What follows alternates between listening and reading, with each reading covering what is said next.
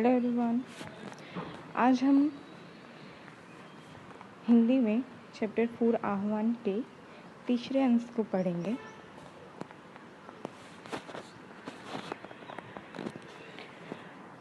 आपने एक कहानी शायद पढ़ी या सुनी होगी जिसमें एक व्यक्ति के 3 बेटे आपस में लड़ते झगड़ते रहते हैं।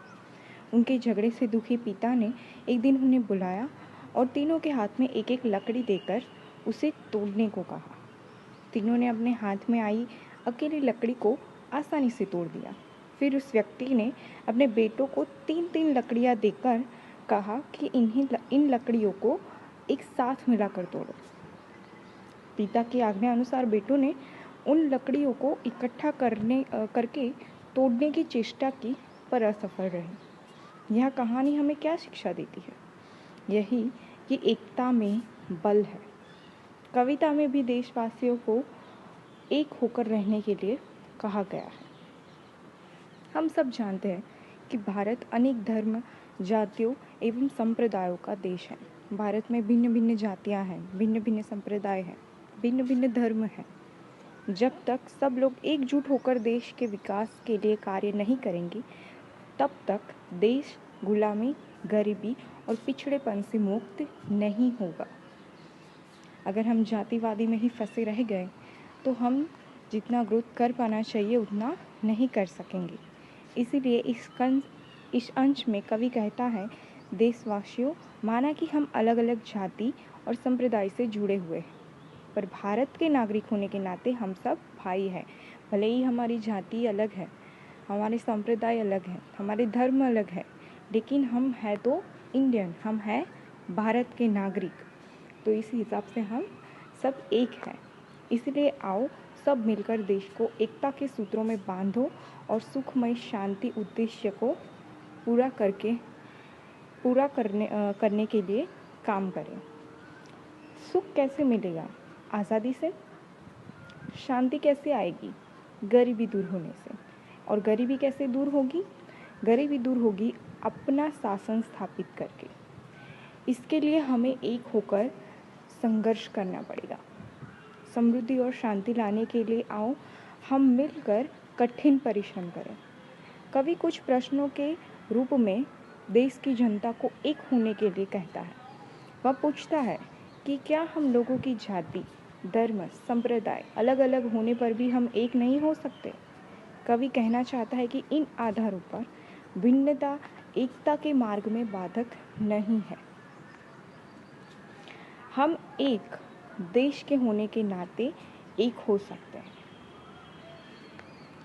इसी तरह वह कहता है कि क्या अलग अलग प्रकार के फूलों को इकट्ठा करके एक माला नहीं बनाई जा सकती? यहाँ वे कौन सा उदाहरण दे रहे हैं कि अगर अलग अलग फूलों को जुड़ाकर हम एक सुंदर सी माला बना सकते हैं, तो वैसे ही हम भारत में रहने वाले अलग अलग जाति, अलग अलग धर्म के लोगों एक साथ मिल जाए तो क्या एक सुंदर देश नहीं बन सकता? आशय है बनाई जा सकती है। जिस प्रकार यह हो सकता है वैसे ही हम सब भी एक हो सकते हैं। कविता के इस अंश में कवि ने पुनः एक दृष्टांत का उपयोग किया है। वह है, बनती नहीं क्या एक माला विविध सुमनों की। सुमन माने फूल। तो यहाँ दृष्टांत अलंकार कैसे हुआ? जब एक चीज़ को समझाने के लिए जीव जगत की कोई और चीज़ का उदाहरण दिया जाए तो वो क्या है? दृष्टांत अलंकार। तो यहाँ हमें क्या समझाने की कोशिश की जा रही है कि अलग अलग धर्म के, अलग अलग जाति के होने के बावजूद हम एक देश में रहते हैं, तो हम एक सुंदर देश बना सकते हैं अगर हम सब एक हो जाएं। तो वो उदाहरण क्या देते हैं कि जैसे विविध सुमन हो, यानी कि विविध फूलों से, अलग अलग फूलों से हम एक सुंदर माला बना सकते हैं। तो यह क्या है? दृष्टांत अलंकार हो गया। यह दृष्टांत कवि के किस कथन के उदाहरण स्वरूप आया है? जी हाँ, कवि पहले यह कह चुका है कि धर्म, संप्रदाय, मत और जाति की भिन्नता का होना किसी भी देश के विकास में बाधक नहीं बन सकता। कवि ने ये उदाहरण किसके लिए दिया? ये धर्म, संप्रदाय और मत और जाति की भिन्नता किसी भी देश की विकास में बाधक नहीं बन सकता। कवि ने एकता को गले का हार कहा है। कवि ने एकता को क्या कहा है? गले का हार कहा है। यहाँ रूपक अलंकार हुआ। उसके बाद कवि अपनी बात का तर्क देते हुए कहता है कि क्या अनेक प्रकार के फूलों से एक माला नहीं बन सकती? बन सकती है, और बेहतर माला बन सकती है। ठीक उसी प्रकार हम अनेक भाषाएं बोलने वाले, विभिन्न धर्मों के अलग अलग प्रदेशों में रहने वाले लोग मिलकर देश को एक बनाकर उसे बेहतर ढंग से मजबूत कर सकते हैं। वैसे ही भारत को अनेकता में एकता का देश कहा गया है। आइए इसके भाव सौंदर्य के बारे में बात करें। प्रस्तुत कविता के माध्यम से कवि ने देश की निराशा, हताशा तथा निष्क्रिय जनता का आह्वान किया है। इस कविता का नाम है आह्वान। कवि क्या कहना चाहता है कि जो निराश, हताश और निष्क्रिय हो चुकी है जनता, उसके बारे में कवि बात कर रहा है इस कविता में। कवि देश की जनता में नवीन उत्साह का संचार करके उसे कर्मशील बनाना चाहता है। हमने आगे देखा कि पहले के ज़माने में जब वो क्या बोलते हैं, प्रभात फेरियाँ जो होती थी, उसमें भी ऐसे कविता गाई जाती थी जो लोगों को उत्साह से भर दे। तो उसी तरह ये भी एक कविता है जिससे कवि चाहता है कि लोगों के अंदर निराशा और हताशा के बजाय एक उत्साह की उम्मीद जागे। कवि की इच्छा है कि देश न केवल अंग्रेज़ों की गुलामी से मुक्त हो, बल्कि मुक्त होकर आगे बढ़े और विकास करे। कवि क्या चाहता है कि ये जब कविता लिखी गई तब हमारा देश क्या था? अंग्रेज़ों का गुलाम था। तो उस सिचुएशन में कवि ने ये कविता बनाई जब उन्होंने ये देखा कि अंग्रेज़ों की गुलामी से लोग कितने निराश और हताश हो रहे हैं। तो कवि एक कविता बनाई कि अंग्रेज़ों की गुलामी से देश मुक्त ही ना हो, लेकिन वो आगे बढ़कर विकास करे।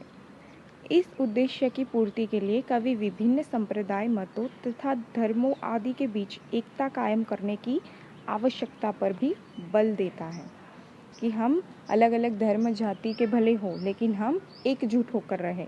यह कविता इन सब बातों की अभिव्यक्ति बहुत ही प्रभावशाली ढंग से करती है। इन सब बातों के साथ यह कविता जिस समय में लिखी गई थी, उस समय से आगे बढ़कर आज भी हमारा मार्गदर्शन करने में सक्षम है। आइए अब इसकी भाषा सौंदर्य के बारे में बात करते हैं। आपने प्रतिकूल परिस्थितियों के सामने निराशा, हताश हो जाने वाले लोगों को देखा होगा। ऐसे लोगों को भी देखा होगा जो इन निराश, हताश लोगों को उत्साहित करते हैं और निराशा से उबारते हैं।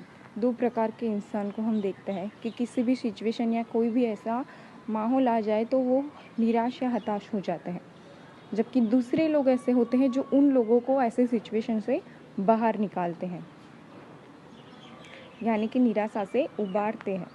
निराश, आलसी तथा अकर्मण्य लोगों को कर्म के लिए प्रेरित करते समय विशेष प्रकार की भाषा का प्रयोग किया जाता है। जो आपने कविता पढ़ी उसकी भाषा शैली भी ऐसी ही है। कैसी भाषा शैली है? जो निराश लोगों को निराशा से उबारती है, उस प्रकार की ये भाषा शैली इस कविता में भी है। कवि देश की जनता को उद्बोधन करके उसका आह्वान करता है। आप जानते हैं कि उद्बोधन और आह्वान में क्या अंतर है? किसी व्यक्ति, समूह अथवा समाज को संबोधित करना उद्बोधन है।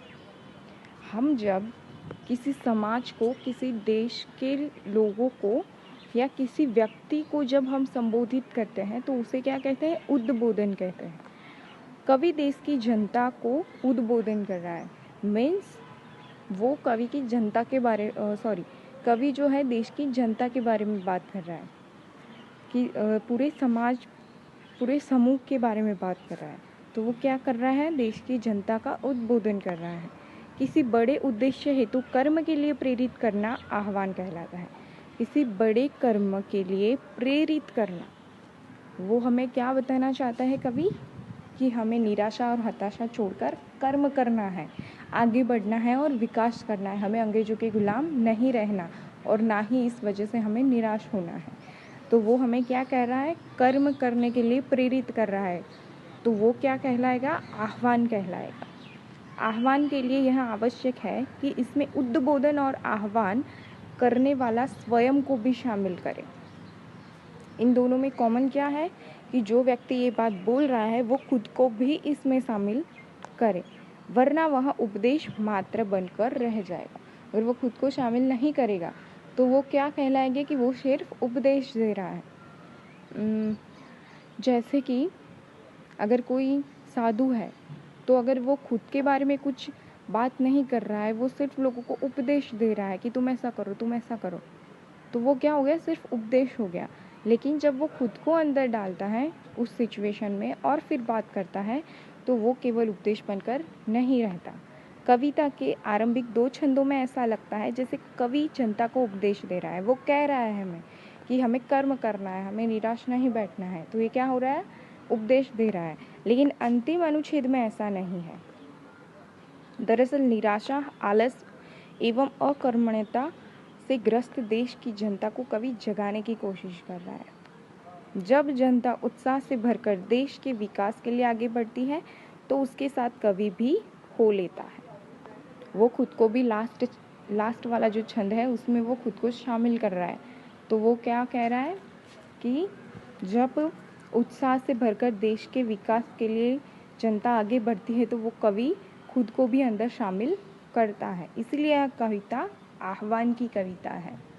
ओके, अब उपर्युक्त बातों के आधार पर इस कविता की भाषा शैली पर ध्यान देते हैं कि इसकी भाषा शैली कैसी है।